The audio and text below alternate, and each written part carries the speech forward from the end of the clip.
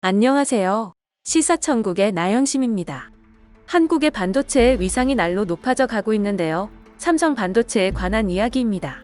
삼성은 1938년 호암 이병철 회장이 대구시 중구 인교동에서 삼성그룹의 모태인 삼성상회를 창업해 처음 사업을 시작했습니다.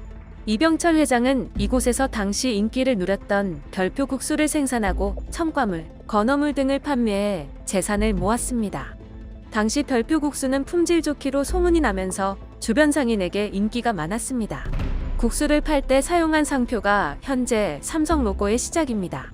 당시 세 개의 뼈를 의미하는 삼성을 삼성이란 한자로 쓴 로고를 썼는데 이는 1950년대까지 널리 사용되었습니다. 이병철 회장은 세 개의 별에 각각 크고 강력하고 영원하라는 뜻을 담았다고 합니다. 삼성이 본격적으로 전자산업에 진출하게 된 계기는 1967년에 있었던 박정희 전 대통령과 이병철 창업조와의 회동이었습니다. 임자는 어떤 걸 할 거야?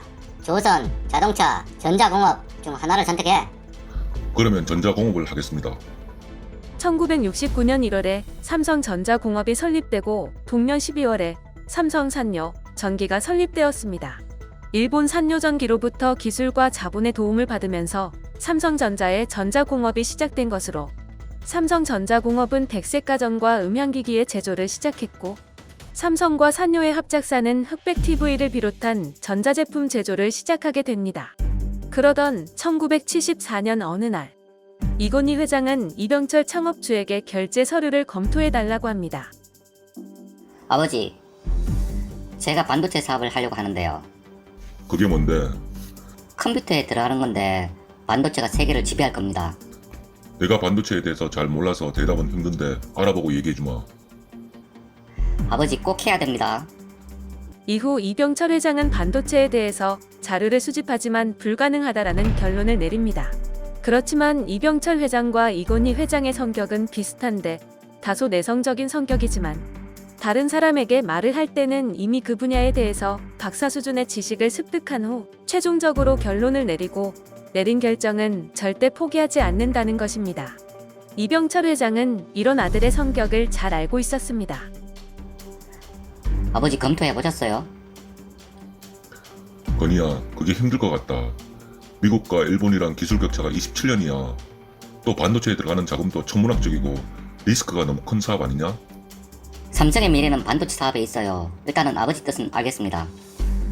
74년 12월에 당시 동양방송이사였던 이건희 회장은 삼성의 자본이 아닌 자신의 돈으로 법정 관리했던 한국반도체 지분 50%를 인수합니다. 기어코 반도체를 해야겠니? 무슨 일이 있어도 해야겠어요. 그놈 참... 이후 삼성은 1977년 12월에 나머지 한국반도체 지분을 인수하였고 다음해 3월 한국반도체 상호명을 삼성반도체로 바꿉니다. 하지만 이 시기는 삼성이 본격적으로 반도체 사업을 한다고 볼 수가 없던 시기였습니다. 1982년 이병철 창업주는 미국 실리콘밸리의 휴렛패커드 사무실에 방문하게 됩니다.